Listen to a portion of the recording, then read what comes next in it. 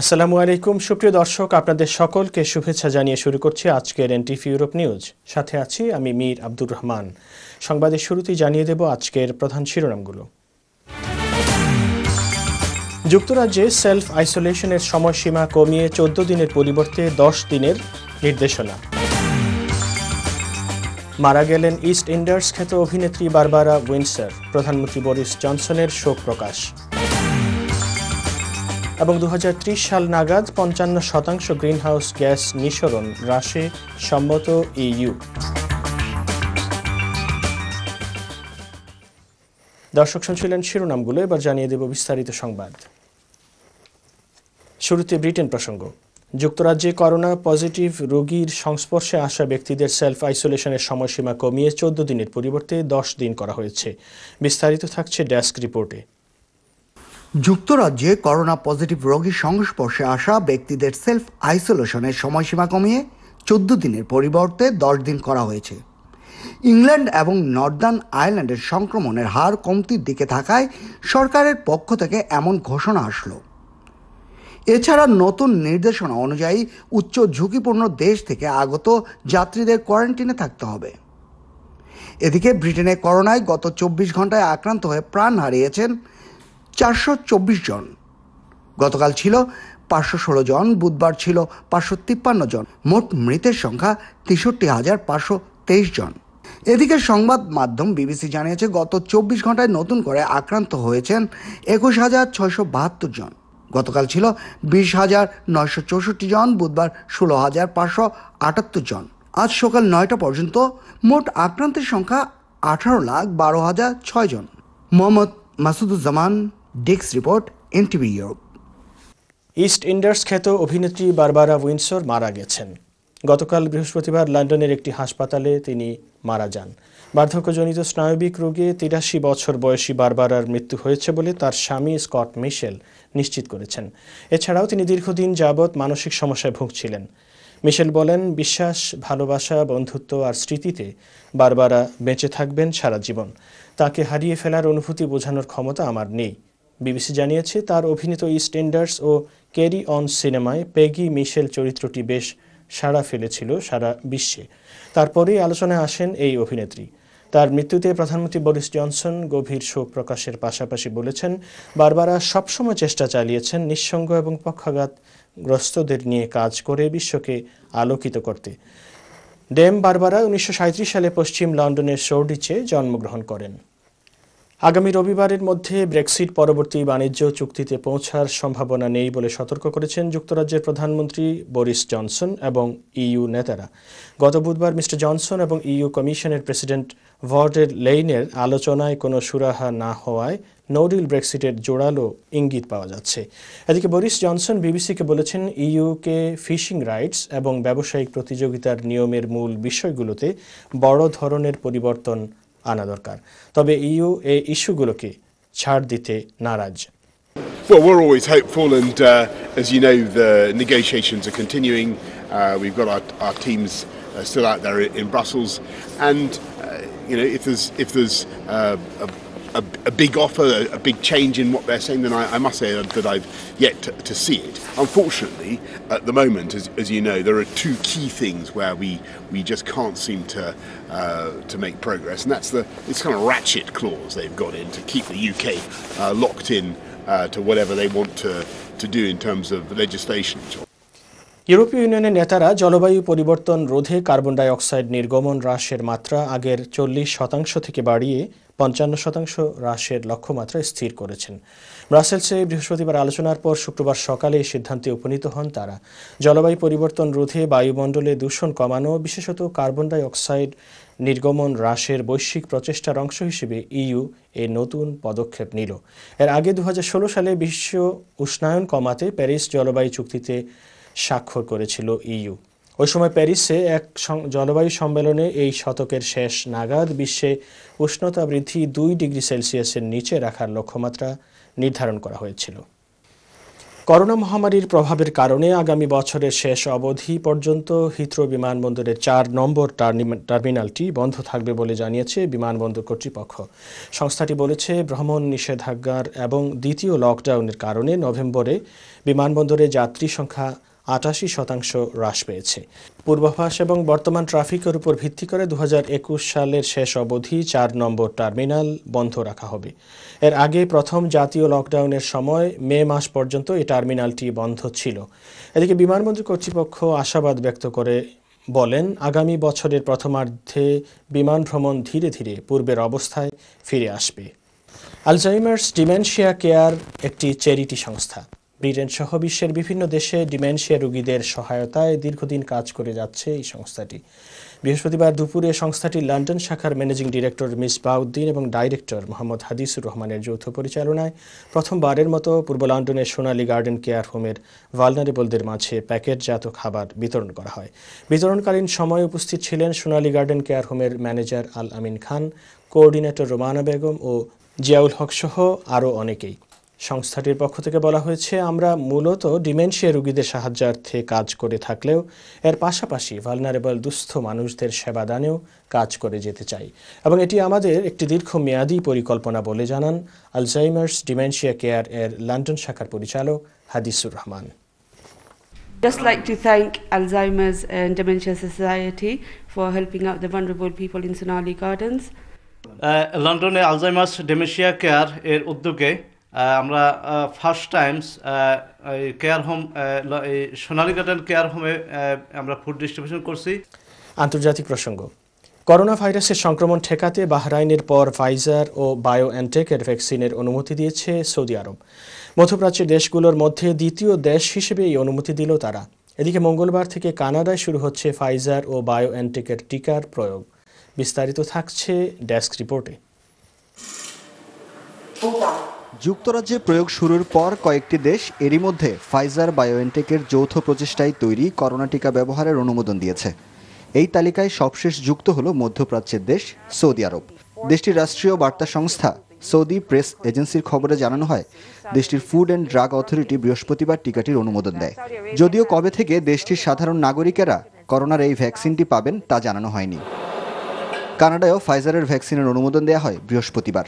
তারা আগামী মঙ্গলবার থেকে নাগরিকদের উপর এই টিকা প্রয়োগ করতে চায়। Health Canada approved the Pfizer-BioNTech vaccine as safe and effective. ফাইজারের টিকা নিরাপদ এবং কার্যকর তার প্রমাণ আমরা পেয়েছি। আগামী কয়েকদিনের মধ্যেই 30,000 ডোজ দেশে পৌঁছাবে। এরপরই আগামী সপ্তাহে প্রয়োগ শুরু হবে। কানাডাবাসীর জন্য এটি সুসংবাদ। This is the good news we all needed. এদিকে যুক্তরাষ্ট্রে ফাইজারের টিকার জরুরি ব্যবহারের জন্য অনুমোদন দেওয়ার পক্ষে ভোট দিয়েছেন দেশটির সরকার কর্তৃক গঠিত উপদেষ্টাদের একটি প্যানেল। বৃহস্পতিবার প্যানেলের ভোটাভুটিতে 17 জন পক্ষে ভোট দেন, বিপক্ষে দেন মাত্র 4 জন। এক বিবৃতিতে তারা জানান, 16 বছরের বেশি বয়সী মানুষের এই টিকা নেওয়ার ক্ষেত্রে কোনো ঝুঁকি নেই। তবে কবে থেকে এই টিকা দেওয়া শুরু হবে তা এখন নির্ভর করছে কত দ্রুত খাদ্য এবং ওষুধ প্রশাসনের বিশেষজ্ঞ কমিটির সুপারিশ এফডি অনুমোদন করছে তার উপর। মুনাজ্জিল রিয়াদ, এনটিভি, ইন্টারন্যাশনাল ডেস্ক। যুক্তরাষ্ট্রের প্রভাবশালী সাময়িকী টাইমের বর্ষসেরা ব্যক্তিত্ব হিসেবে নির্বাচিত হয়েছেন নবনির্বাচিত মার্কিন প্রেসিডেন্ট জো বাইডেন ও ভাইস প্রেসিডেন্ট কমলা হ্যারিস। স্থানীয় সময় বৃহস্পতিবার সন্ধ্যায় 2020 সালের সেরা ব্যক্তিত্ব হিসেবে যৌথভাবে তাঁদের নাম ঘোষণা করে টাইম ম্যাগাজিন। সিএনএনের প্রতিবেদনে বলা হয়েছে, এবারের মার্কিন নির্বাচনে হাড্ডাহাড্ডি লড়াইয়ে ডোনাল্ড ট্রাম্পকে হারিয়ে ইতিহাস রচনা করেছেন বাইডেন ও কমলা। এর মধ্যে যুক্তরাষ্ট্রের নারী হিসেবে প্রথমবারের মতো ভাইস প্রেসিডেন্ট নির্বাচিত হয়েছেন কমলা হ্যারিস। এছাড়া কৃষ্ণাঙ্গ হিসেবেও তিনি প্রথম এই পদে আসীন হয়েছেন। বাইডেন কমলার কাছে হেরে দ্বিতীয় মেয়াদে মার্কিন প্রেসিডেন্ট নির্বাচিত না হওয়া ব্যক্তিদের ছোট ক্লাবে নাম লিখিয়েছেন ডোনাল্ড ট্রাম্প।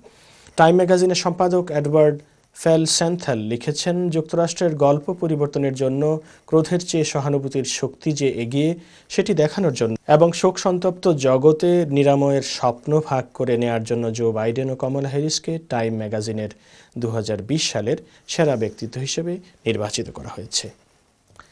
দর্শক, এবার জানিয়ে দেব বাংলাদেশ প্রসঙ্গ। অপার সম্ভাবনার পরও হাওড়া এলাকায় ভঙ্গুর শিক্ষা, স্বাস্থ্য ও যোগাযোগ ব্যবস্থা। তবুও বছরের পর বছর ধরে এখানকার প্রান্তিক জনগোষ্ঠী প্রাকৃতিক প্রতিকূলতা মোকাবেলা করে বেঁচে থাকে। তাদের জীবনমানের উন্নতিতে নতুন করে ভাববার তাগিদ দিলেন হাওড় বাঁচাও এর নেতারা। বিস্তারিত থাকছে ডেস্ক রিপোর্টে।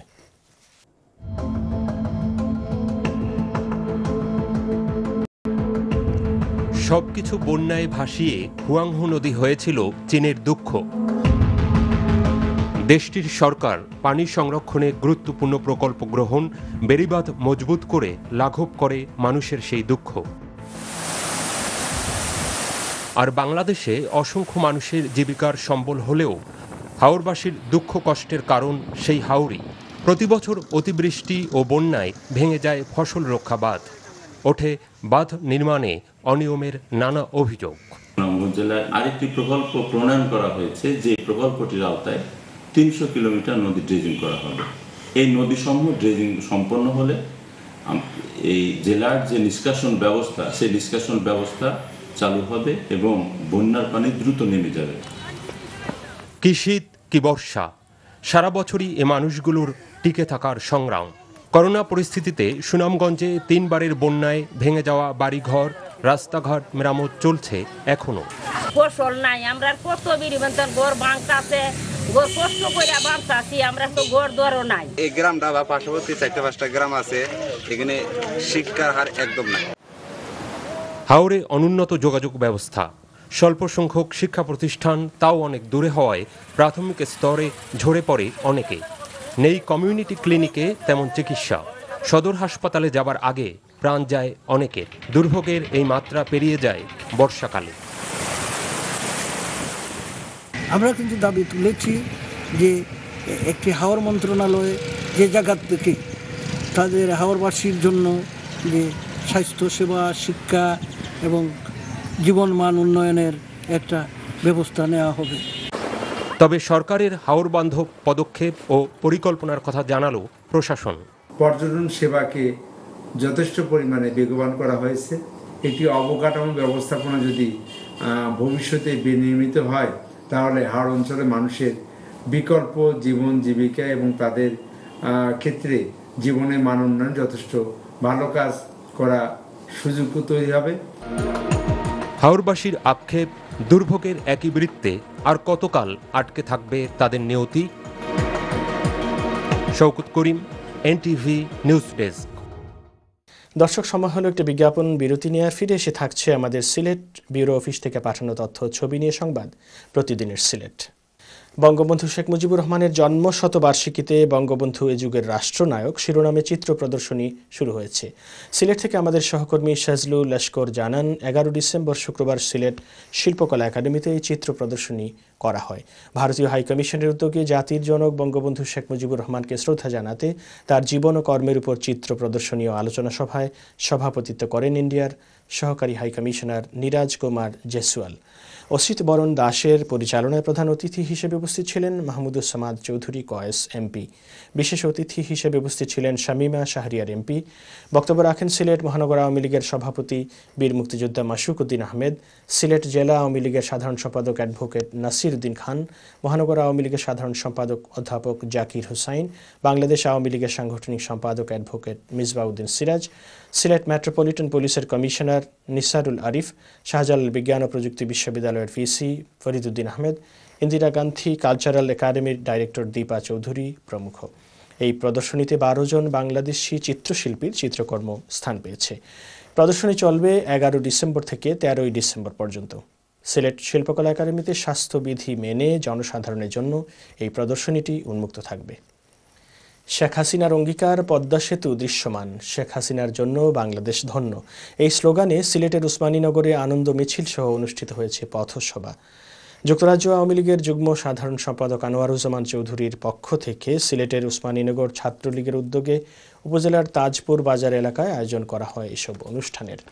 আমাদের সহকর্মী শিপন আহমেদ জানান, উসমানীনগর উপজেলা ছাত্রলীগের উদ্যোগে শুক্রবার বিকেলে অনুষ্ঠিত আনন্দ মিছিলটি সিলেট ঢাকা মহাসড়ক সহ উপজেলার গুরুত্বপূর্ণ স্থান প্রদক্ষিণ শেষে তাজপুর বাজারে গিয়ে পথসভার মাধ্যমে সমাপ্তি হয়। সভায় প্রধান অতিথি উপজেলা আওয়ামী লীগের সাংগঠনিক সম্পাদক মোহাম্মদ আনা মিয়া সহ বক্তারা বলেন, হাজার বছরের শ্রেষ্ঠ বাঙালি, জাতির জনকের তনয়া প্রধানমন্ত্রী শেখ হাসিনার সফল নেতৃত্বে দেশের আর্থিক সক্ষমতার জন্যই বহু অর্জনের সঙ্গে স্বপ্নের পদ্মা সেতু আজ পুরোপুরি দৃশ্যমান। জাতির পিতার শতবর্ষ সহ বিজয়ের মাসে বাঙালি জাতির জন্য আরও একটি বিজয়ের গৌরব নিয়ে এসেছেন বাংলার 16 কোটি মানুষের নেত্রী জননেত্রী শেখ হাসিনা। বিশ্বব্যাংক যখন অর্থ দিতে অপারগতা প্রকাশ করে, তখন পদ্মা সেতু নির্মাণ না হওয়ার জন্য নানা ষড়যন্ত্রে মেতে উঠে পাক বাহিনীর উত্তরসূরি কুচক্রী মহল। এসব কুচক্রী মহলকে প্রতিহত করে মাননীয় প্রধানমন্ত্রী সারা বিশ্বকে দেখিয়ে দিয়েছেন যে বাঙালিরাও পারে। যুক্তরাজ্য আওয়ামী লীগের যুগ্ম সাধারণ সম্পাদক আনোয়ারুজ্জামান চৌধুরীর পক্ষ থেকে পদ্মা সেতু দৃশ্যমানে সফল প্রধানমন্ত্রী জননেত্রী শেখ হাসিনার প্রতি গভীর কৃতজ্ঞতা প্রকাশ করেন নেতৃবৃন্দরা। বক্তব্য রাখেন উপজেলা যুবলীগের প্রচার সম্পাদক শেবুল আহমেদ, যুবলীগ নেতা তুরন মিয়া, ফুরুক আহমদ, কামরুল ইসলাম, সুহেল আহমদ, শফিক আহমদ, মারুফ আহমেদ সহ আরও অনেকেই। উক্ত মিছিল ও পথসভায় আওয়ামী লীগ, যুবলীগ সহ ছাত্রলীগের প্রায় 2 সহস্রাধিক নেতাকর্মী উপস্থিত ছিলেন। চক্রী মহল টিটকারি মেরেছিল, দেশে কোনোদিন পদ্মা সেতু নির্মিত হবে না। জননেত্রী শেখ হাসিনা যে কথা দিয়েছিলেন পদ্মা সেতু বাংলাদেশে দৃশ্যমান, সেই আনন্দে উসমানীনগর ছাত্রলীগ আনন্দ মিছিলের আয়োজন করেছে, তাদেরকে সাধুবাদ জানাই। 30 লক্ষ শহীদ আর 2 লক্ষ মা বোনের ইজ্জতের বিনিময়ে স্বাধীনতা সহ জন্ম হয়েছে বাংলাদেশের। বঙ্গবন্ধুকে সপরিবারে হত্যার মাধ্যমে মুক্তিযুদ্ধের চেতনাকে মুছে ফেলতে চেয়েছিল পাকিস্তানিদের প্রেতাত্মারা। এই নির্মম হত্যাকাণ্ডের পর তারা চেয়েছিল দেশটাকে আবার পাকিস্তান বানাতে। দোসরদের সকল ষড়যন্ত্রের মোকাবেলা করে বঙ্গকন্যা শেখ হাসিনার নেতৃত্বে বাংলাদেশ এখন সারা বিশ্বে এগিয়ে যাচ্ছে সগৌরবে। সিলেটের উসমানীনগরে অনলাইন ভিত্তিক বাংলাদেশ টু লন্ডন টিভি চ্যানেলের আয়োজিত অনুষ্ঠানে প্রধান অতিথি হিসেবে বক্তব্যে এসব কথা জানিয়েছেন সাবেক সংসদ সদস্য ও সিলেট জেলা আওয়ামী লীগের সাবেক সাধারণ সম্পাদক আলহাজ শফিকুর রহমান চৌধুরী। আমাদের সহকর্মী শিপন আহমেদ জানান, উসমানীনগর উপজেলার গোয়ালাবাজারে মঙ্গলবার সন্ধ্যায় আয়োজন করা হয় অনলাইন ভিত্তিক বাংলাদেশ টু লন্ডন টিভি চ্যানেলের প্রতিনিধিদের পরিচয়পত্র বিতরণ অনুষ্ঠানের। উপজেলা আওয়ামী লীগের যুব ক্রীড়া বিষয়ক সম্পাদক মুকিদ মিয়ার সভাপতিত্বে বিশেষ অতিথি ছিলেন উপজেলা আওয়ামী লীগের সভাপতি আতাউর রহমান, সাধারণ সম্পাদক আফজালুর রহমান চৌধুরী নাজলু, ইউপি চেয়ারম্যান গোলাম কিবরিয়া, সহ সভাপতি আলাউর রহমান আলা, কোষাধ্যক্ষ শাহ নুরুর রহমান শানুর, জেলা যুবলীগের নেতা কিবরিয়া মিয়া প্রমুখ। ছাত্রলীগ নেতা মাহবুবুর রহমানের সঞ্চালনায় বক্তারা বলেন, পাকিস্তানি দোসরদের হাত থেকে সেই দিন প্রাণে রক্ষা হয়নি 10 বছরের শিশু শেখ রাসেলের। সেদিন বিদেশে থাকায় বঙ্গবন্ধুর 2 তনয়া প্রধানমন্ত্রী শেখ হাসিনা ও শেখ রেহানা বেঁচে গিয়েছিলেন ভাগ্যক্রমে, যার ফলশ্রুতিতে জাতির পিতার আদর্শ লালনের মাধ্যমে বাংলাদেশ আজ এগিয়ে যাচ্ছে উন্নয়নের পথে। অনুষ্ঠানে আয়োজকদের পক্ষ থেকে ক্রেস্ট প্রদান করা হয় অতিথিদের। বক্তব্য রাখেন প্রেস ক্লাবের সভাপতি জুবেল আহমেদ শেকেল, জেলা বঙ্গবন্ধু ফাউন্ডেশনের সাংগঠনিক সম্পাদক কবিরুল ইসলাম কবির, উপজেলা স্বেচ্ছাসেবক লীগের আহ্বায়ক চঞ্চল পাল সহ আরও অনেকেই। উক্ত অনুষ্ঠানে সামাজিক, রাজনৈতিক নেতৃবৃন্দ সহ বিভিন্ন শ্রেণী পেশার লোকজন উপস্থিত ছিলেন। রুহুল হুসাইন বাংলাদেশ টু লন্ডন ভিত্তিক অনলাইনের যাত্রা বাংলাদেশের আনাচে কানাচে প্রত্যন্ত অঞ্চলে ন্যায় এবং সত্যার সহিত থেকে প্রচার হয়। আপনাদের কাছে অনুরোধ করব, বাংলাদেশ টু লন্ডন টিভি চ্যানেলের মাধ্যমে মানুষ যাতে বিভিন্ন দেশে আওয়ামী লীগ সরকারের উন্নয়ন দেখতে পারে। রুহুল হুসাইন যে মহৎ উদ্যোগ নিয়েছে সংবাদ পরিবেশন করার জন্য, একজন সাংবাদিকের কলমের কালি, শহীদের রক্তের চেয়ে শ্রেয় মাননীয় প্রধানমন্ত্রী জননেত্রী শেখ হাসিনা এবং ওনার বোন শেখ রেহানার জন্য আমরা দোয়া করবেন। আপনাদের সাথে আছি, সাথে থাকবো। জগন্নাথপুর উপজেলার সৈয়দপুর সাহারপাড়া ইউনিয়ন পরিষদের সম্ভাব্য চেয়ারম্যান পদপ্রার্থী যুক্তরাজ্য প্রবাসী সমাজসেবক মোহাম্মদ দিনার কামালীর সমর্থনে সাহারপাড়া গ্রামে মতবিনিময় সভা অনুষ্ঠিত হয়েছে। সুনামগঞ্জের জগন্নাথপুর থেকে আমাদের সহকর্মী মোহাম্মদ আব্দুল হাই জানান, বুধবার সকাল 11টায় সম্ভাব্য চেয়ারম্যান প্রার্থী মোহাম্মদ দিনার কামালীর সাহারপাড়া গ্রামস্থ সারং বাড়িতে সাহারপাড়া গ্রামের সকল বয়সী বিপুল সংখ্যক ব্যক্তিবর্গের সরব উপস্থিতিতে মতবিনিময় সভাটি প্রাণবন্ত হয়ে ওঠে। বিশিষ্ট মুরব্বী আলফু মিয়া চৌধুরীর সভাপতিত্বে মতবিনিময় সভায় সামাজিক উন্নয়নের পাশাপাশি অসহায় দরিদ্রদের কল্যাণে এবং একটি মডেল ও জবাবদিহিমূলক ইউনিয়ন পরিষদ গঠনে আসন্ন ইউনিয়ন পরিষদ নির্বাচনে সর্বস্তরের নাগরিকবৃন্দের স্নেহ, ভালোবাসা ও দোয়া প্রত্যাশা করেছেন সম্ভাব্য চেয়ারম্যান প্রার্থী সমাজসেবক যুক্তরাজ্য প্রবাসী মোহাম্মদ দিনার কামালী। সভায় অন্যান্যের মধ্যে বক্তব্য রাখেন সাহারপাড়া গ্রামের হাজি সাজ্জাদ মিয়া কামালী, হাজি আনসার মিয়া কামালী, কুদ্দুস মিয়া কামালী, আনহার মিয়া কামালী, জামাল মিয়া কামালী, ললু মিয়া কামালী, সৈয়দপুর সাহারপাড়া ইউনিয়ন পরিষদের 7 নম্বর ওয়ার্ডের সদস্য শামসুদ্দিন কামালী সহ আরও অনেকেই। প্রসঙ্গত, সাহারপাড়া গ্রামের সারংবাড়ির বাসিন্দা ইউনিয়ন পরিষদের 7 নম্বর ওয়ার্ডের সাবেক সদস্য মরহুম আব্দুল কাদির কামালীর সুযোগ্য পুত্র যুক্তরাজ্য প্রবাসী সমাজসেবক আসন্ন ইউনিয়ন পরিষদ নির্বাচন সম্ভাব্য চেয়ারম্যান প্রার্থী মোহাম্মদ দিনার কামালী ইতোমধ্যে অবিরাম প্রচারণা চালিয়ে যাচ্ছেন। সন্তান দেশের টানে, নারীর টানে প্রতি বছর একবার দুবার আমি বাংলাদেশে আসি।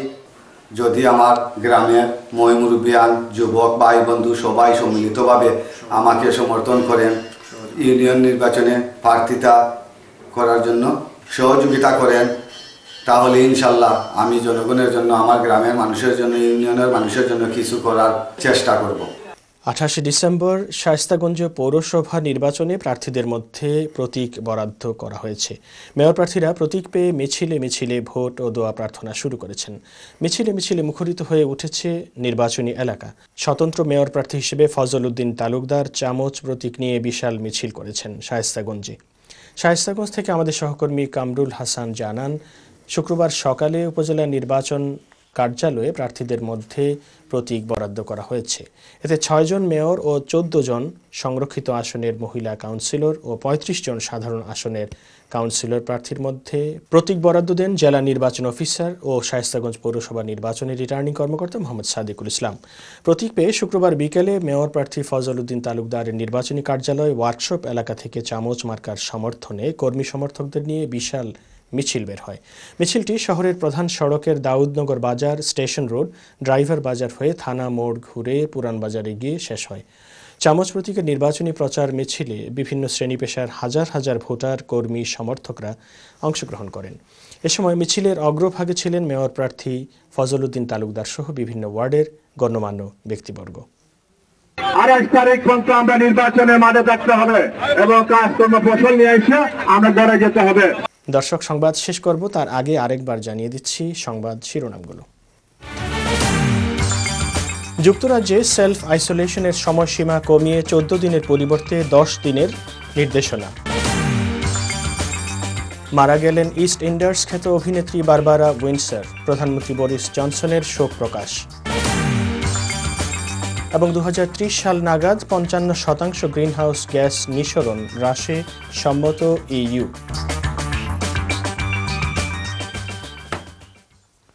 এই ছিল আমাদের হাতে থাকা এনটিভি ইউরোপ নিউজের সর্বশেষ আয়োজন। এই খবরের ভিডিও সহ আপডেট জানতে ভিজিট করুন ইউরোপ এনটিভি অনলাইন www.europentv.com। সাথে থাকার জন্য সকলকে ধন্যবাদ। আল্লাহ হাফিজ।